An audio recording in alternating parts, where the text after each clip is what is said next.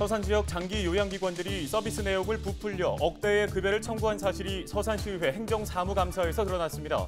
시 차원의 관리를 강화해야 한다는 목소리가 커지고 있습니다. 홍성에서 아스트라제네카 백신은 1차 접종을 완료한 60대 부부가 코로나19 확진 판정을 받았습니다. 방역당국은 부부의 동선과 접촉자 등을 역학조사하고 있습니다.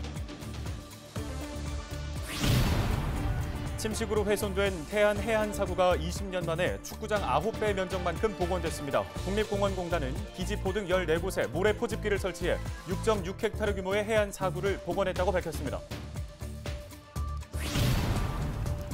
당진시가 경찰과 복지재단, 기업과 함께 학대 피해 아동을 보호하기 위해서 손을 맞잡았습니다. 각 기관은 아동학대 조사와 응급분리, 치료 지원 등 협력 체계를 구축할 방침입니다.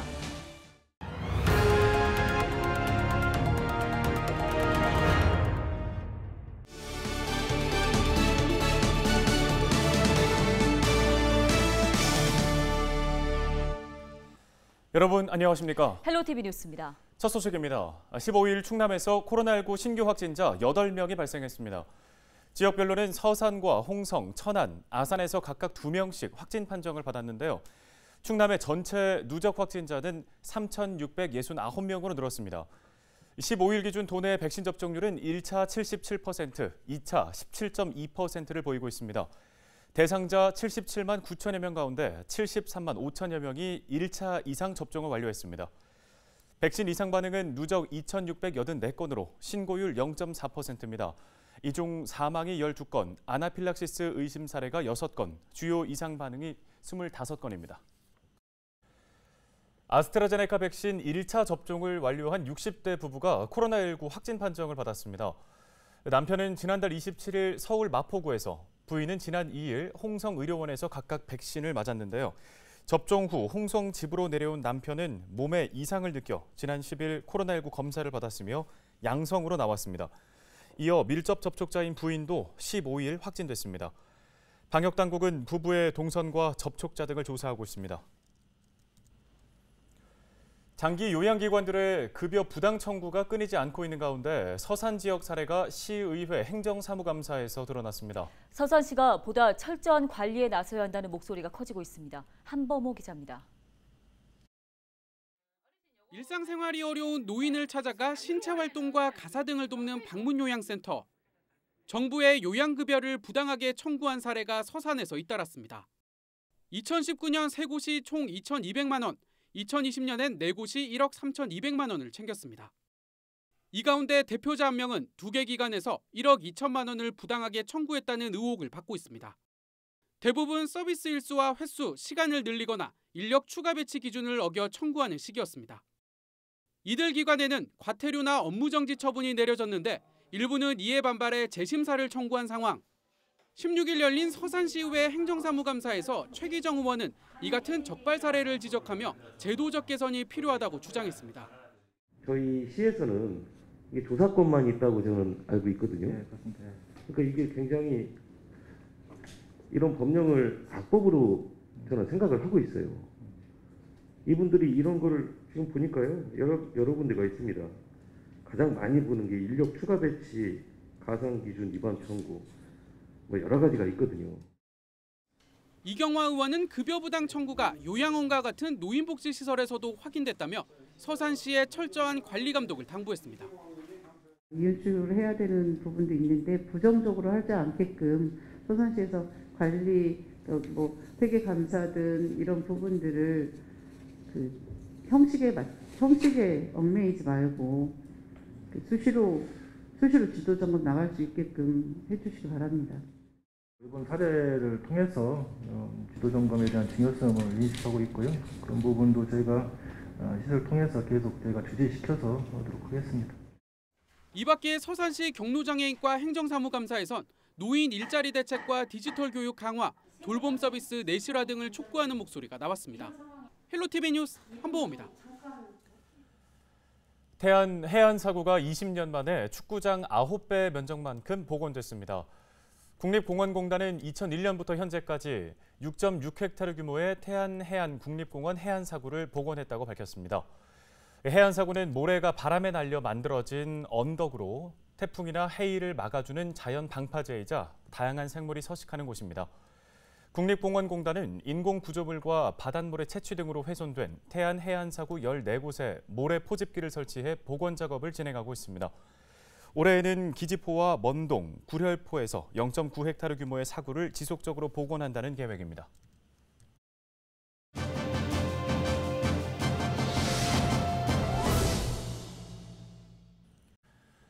최근 아동 학대가 심각한 사회 문제가 되고 있습니다. 안타까운 사실이 보도될 때마다 많은 국민들이 함께 마음 아파하고 또 분노하지만 아동 학대는 좀처럼 근절되지 못하는 상황인데요.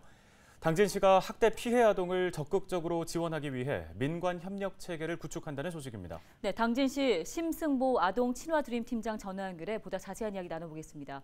팀장님 나와 계십니까? 네, 안녕하세요. 네, 당진시가 학대 피해 아동 사회 안전망 구축을 위해서 업무 협약을 체결했다고 들었습니다. 먼저 이 소식부터 전해주시죠. 네, 저희 당진시의 아동 학대 신고 건수가 지난 2019년 74건에서 2020년 174건으로 급증하였고 올해에도 벌써 150건을 넘고 있습니다. 그만큼 보호하고 관심을 가져야 할 아동들이 많아지고 있다는 건데요.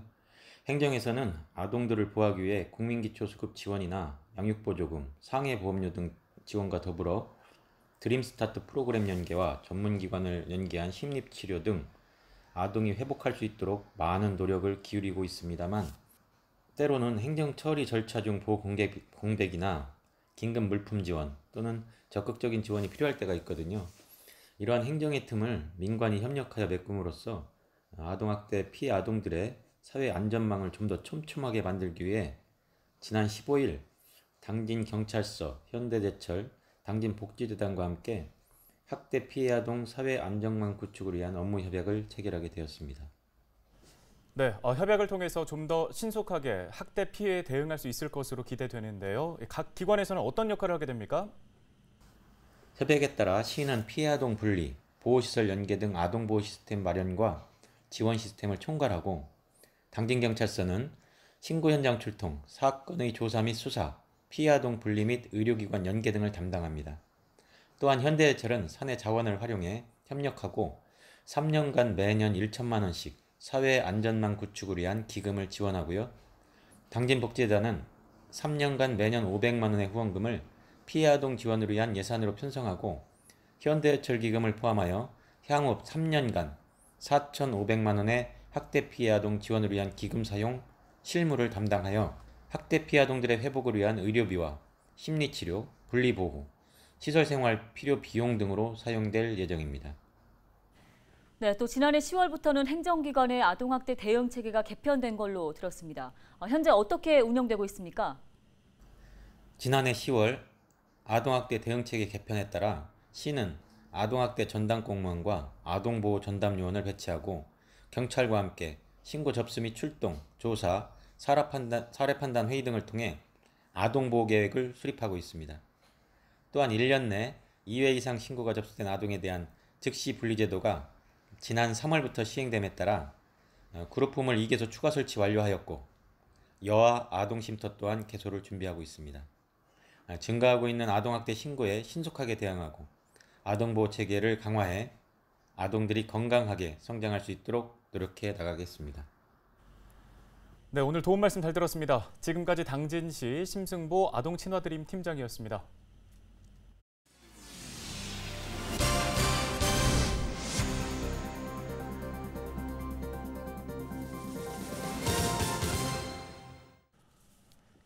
농어촌 빈집과 소규모 주택 정비를 활성화할 수 있는 법적 근거가 마련됐습니다. 충남도의회는 이계양 의원이 대표 발의한 개정안이 안전건설 소방위원회 심사를 통과했다고 밝혔습니다. 최근 인구 유출과 저출산, 고령화로 인해 방치되는 빈집이 늘고 있어 경관 훼손과 안전사고의 문제 등이 제기되었습니다. 이번 개정안에는 빈집 매입 시 임대주택 등 공공시설 활용 범위 확대, 완화된 용적률 적용, 공사장 안전관리 대책 의무화 등이 담겼습니다. 개정안은 오는 29일 충남도의회 본회의에서 최종 의결될 예정입니다. 충남도가 국내 유일 K-팝 특성화 학교와 손잡고 국제 교류에 나섭니다. 충남도는 16일 한국 K-팝 고등학교와 업무 합의문을 체결했습니다. 홍성에 있는 한국 K-팝고는 2020년 개교 이후 도정 국제 교류 행사 등 다양한 공공 외교에 참여하고 있습니다. 이번 합의에 따라 두 기관은 해외 문화 교류에 적극 참여해 우수한 인재를 양성하고 지역 발전에도 기여할 수 있도록 협력한다는 방침입니다.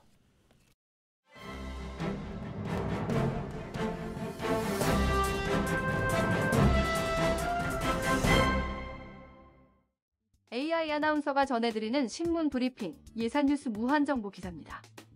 예산종합운동장에서 차량 운전 연습을 하던 주민들이 형사입건됐다는 내용입니다. 운전자가 학과 시험에 합격해도 연습운전면허를 발급받기 전에는 무면허에 해당해 동승자까지 방조 혐의로 처벌받을 수 있는데요. 군행정이 재발 방지와 사고 예방을 위해 안내판 설치 등 홍보에 나서야 할 것으로 보입니다. 예산경찰서에 따르면 올해 들어 도로교통법을 위반해 종합운동장에서 운전 연습을 한 부부와 연인 등 4명을 입건했습니다. 직접 운전을 한 2명은 무면허이고 옆자리서 이를 도와준 2명은 방조 혐의인데요. 도로는 학과 기능 시험을 합격한 뒤 도로주행 시험을 앞두고 발급하는 연습 운전면허나 정식 운전면허증이 없으면 운전 연습이더라도 무면허에 해당합니다. 무면허 운전자는 형사처벌에 더해 1년 동안 면허시험에 응시할 수 없어서 더욱 주의해야 하는데요. 운전면허증 취득 절차를 보면 응시 전 교통안전교육과 신체검사에 이어 학과시험, 기능시험, 도로주행시험을 거칩니다. 이 과정에서 학과 기능시험을 합격해야 연습 운전면허를 발급받을 수 있습니다. 이 경우도 연습 차량에 주행연습을 알리는 표지를 부착하고 정식 운전면허증을 따고 난 지 2년이 지난 사람과 승차의 지도를 받아야 하는데요. 유효기간은 1년으로 주행 연습의 운전은 금지됩니다. 경찰 관계자는 관련 법령 등을 제대로 알지 못해 벌어지는 일이 안타깝다며 도로가 아닌 주차장이나 학교 운동장 등도 안전사고 위험이 커 절대 운전 연습을 하면 안 된다고 강조했습니다. 그러면서 예산군이 주민들의 피해 예방을 위해 공공시설에 안내판을 설치하는 등 적극적으로 알릴 필요가 있다고 조언했습니다. 지금까지 AI 아나운서가 전해드리는 신문 브리핑이었습니다.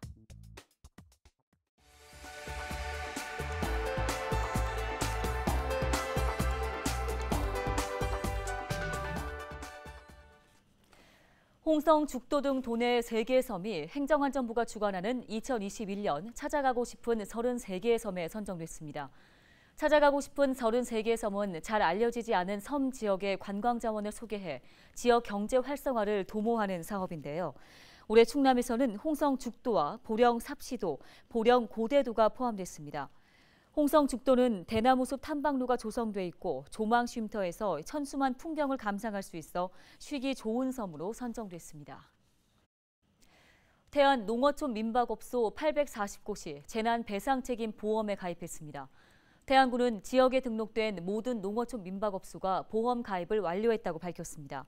이에 따라 태안 민박시설에서 화재나 붕괴 등의 사고가 발생할 경우 인명과 재산 피해를 보상받을 수 있게 됩니다. 보상 한도는 1인 최대 1억 5천만 원, 사고당 최대 10억 원입니다. 농어촌 민박은 지난해 시행령 개정에 따라 재난 배상 책임 보험에 의무적으로 가입해야 하며 미가입 시 최대 300만 원의 과태료가 부과됩니다.